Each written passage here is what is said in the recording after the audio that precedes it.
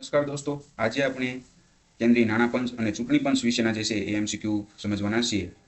સાથે સાથે હિસાબી અધિકારી વર્ગ 2 2008નું પેપર, નાયબ મામલતદાર તથા સેક્શન અધિકારી સેક્શન ઓફિસર વર્ગ 3 2011નું પેપર, એની અંદર જે બંધારણના પ્રશ્નો પૂછાયેલા હતા એ પણ આપણે જોઈશું. તો દોસ્તો, ખૂબ જ મજા આવે એવો ટોપિક છે કેન્દ્રીય નાણાં પંચ અને ચૂંટણી પંચ. તો આપણે શરૂઆત કરીએ.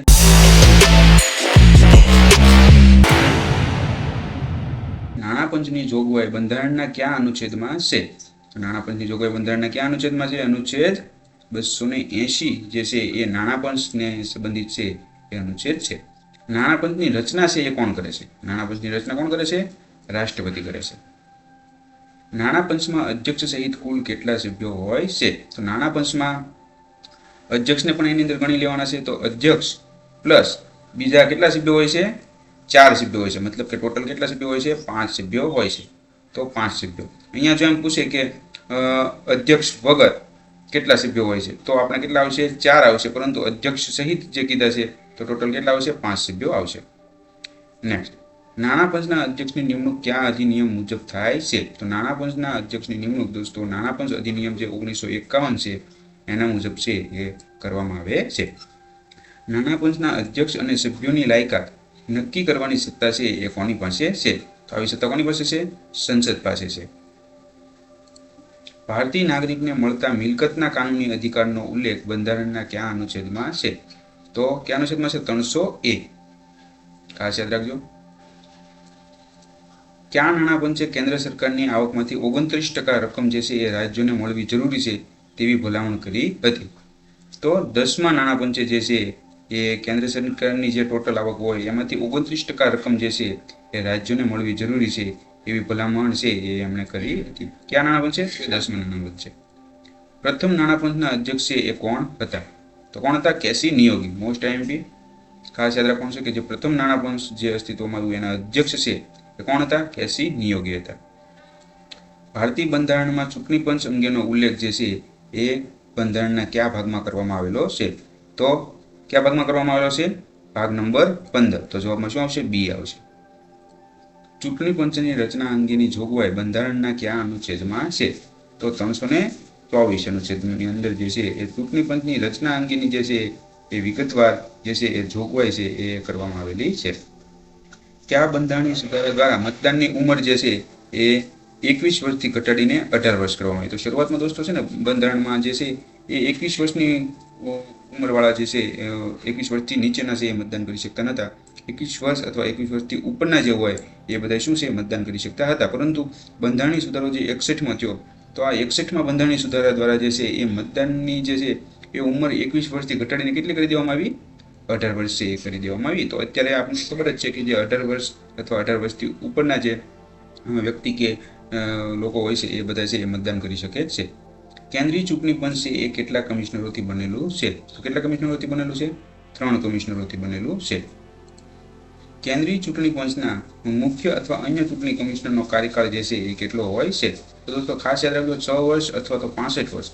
એ બેમાંથી જે વહેલું હોય એ જે છે એ ત્યાં સુધી કેન્દ્રીય ચૂંટણી પંચના મુખ્ય અથવા અન્ય ચૂંટણી કમિશનરનો શું હોય છે?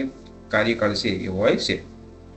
રાજ્યની વિધાનસભાની ચૂંટણી કોના દ્વારા આયોજિત થાય છે? તો કોના દ્વારા આયોજિત થાય છે? કેન્દ્રીય ચૂંટણી પંચ દ્વારા જે છે એ રાજ્યની વિધાનસભાની ચૂંટણી છે એ આયોજિત થાય છે. ચૂંટણી પંચના મુખ્ય ચૂંટણી કમિશનરને કોણ દૂર કરી શકે છે? તો ચૂંટણી પંચના જે મુખ્ય ચૂંટણી કમિશનર હોય છે એને કોણ દૂર કરી શકે છે? સંસદ છે એ દૂર કરી શકે છે. ભારતમાં કયા વર્ષે વ્યક્તિને મતાધિકાર છે એ પ્રાપ્ત થાય છે? તો 18 વર્ષે છે એ પ્રાપ્ત થાય છે. આપણે જોયું કે હમણાં અગાઉ જોયું કે શરૂઆતમાં જે મતાધિકાર જે પ્રાપ્ત કરવા માટેની એજ છે એ કેટલી હતી? 21 હતી. પરંતુ જે છે એ બંધારણમાં સુધારો કરીને અત્યારે કેટલી કરી દેવામાં આવી છે? 18 વર્ષ કરી દેવામાં આવી છે. વર્ષ 2016માં કયા રાજકીય પક્ષને રાષ્ટ્રીય પક્ષની માન્યતા છે એ મળી હતી? કોને મળી હતી? તૃણમૂલ કોંગ્રેસને. કઈ સમિતિએ મતદાનની ઉંમર જે છે એ 18 વર્ષ કરવાની ભલામણ કરી હતી?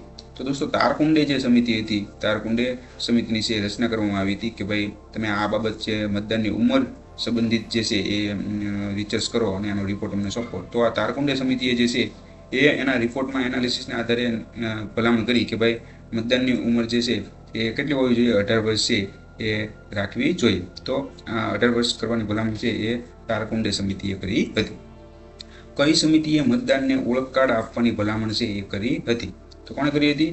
શ્યામલાલ શકધર સમિતિ. તો આમાં ભૂલથી પાછું તારકુંડે સમિતિ જે છે એ તમને યાદ ન રહી જાય, યાદ રાખવાનું છે. તો તારકુંડે સમિતિએ શું કર્યું હતું? 18 વર્ષ મતદાનની ઉંમર નક્કી કરવાની જે છે ભલામણ કરી હતી. પરંતુ ઓળખ કાર્ડ આપવાની ભલામણ જે છે ને, ઓળખ કાર્ડ એ આપવાની ભલામણ છે કોણે કરી હતી? શ્યામલાલ શકધર સમિતિએ. તો આ બંને જ્યારે પરીક્ષામાં પૂછે છે ત્યારે બંને ઓપ્શન હશે જ તે જે છે એ શ્યામલાલ શકધર ઓપ્શન પણ હશે અને તારકુંડે સમિતિ પણ ઓપ્શન હશે. પણ તમને યાદ હોવું જોઈએ, કન્સેપ્ટ ક્લિયર હોવો જોઈએ કે ભાઈ શ્યામલાલ શકધર સમિતિ છે એ ઓળખ કાર્ડથી સંબંધિત છે, જ્યારે તારકુંડે સમિતિ છે એ મતદારની જે ઉંમર છે એને સંબંધિત છે. ચૂંટણીઓમાં ઈવીએમનો પ્રયોગ જે છે એ કરવાની અને અનામત માટે રોટેશન પદ્ધતિનો ઉપયોગ કરવાની ભલામણ કઈ સમિતિએ કરી હતી? તો કોણે કરી હતી? દિનેશ ગોસ્વામી સમિતિએ છે એ કરી હતી.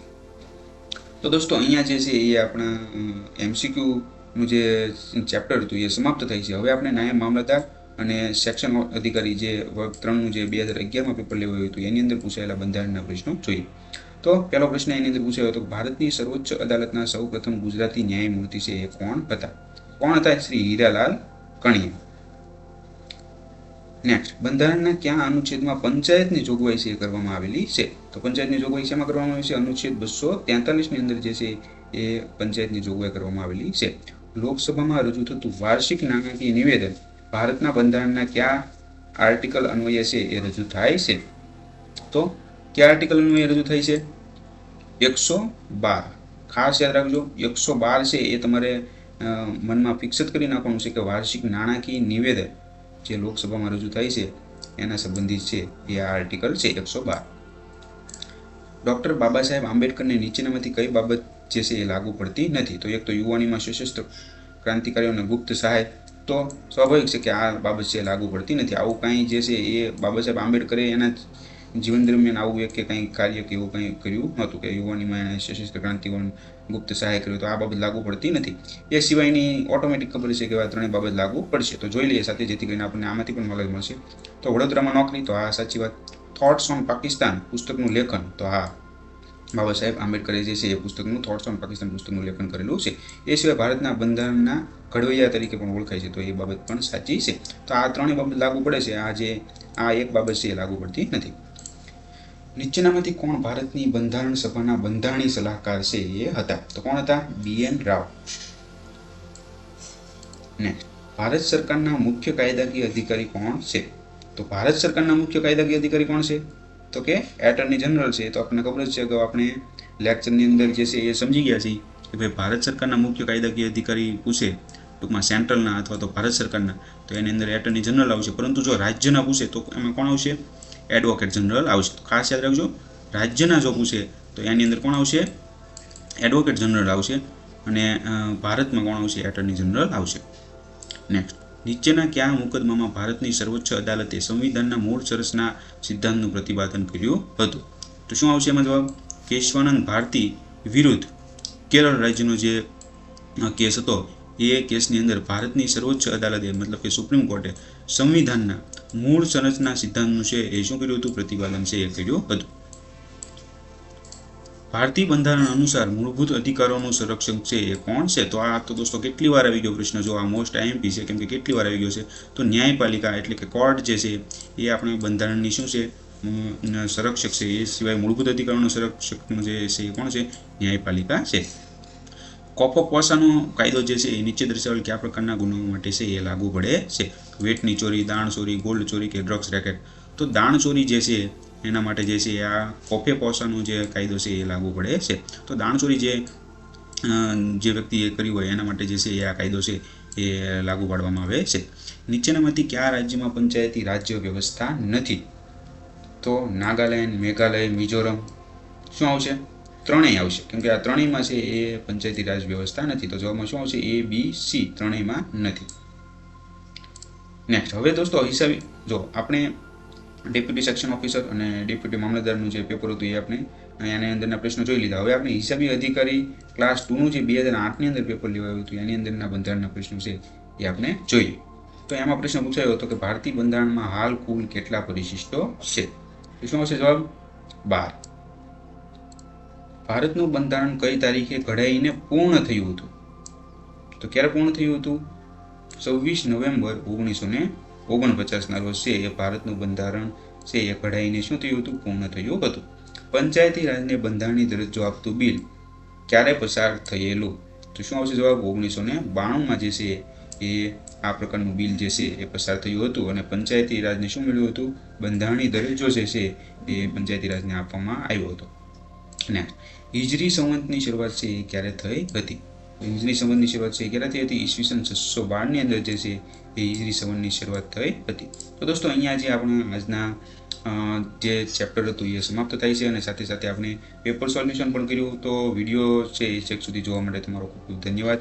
વિડીયોને એક લાઇક ચોક્કસ કરી દેજો અને વિડીયો જો તમને ગમતો હોય અને હજી પણ તમે બીજી આ પ્રકારની MCQ સિરીઝ છે એ બંધારણની સિરીઝ પતે પછી જોવા માંગતો હોય તો ખાસ કોમેન્ટ કરજો અને ચેનલને સબસ્ક્રાઇબ ન કરી હોય તો સબસ્ક્રાઇબ કરજો. આભાર.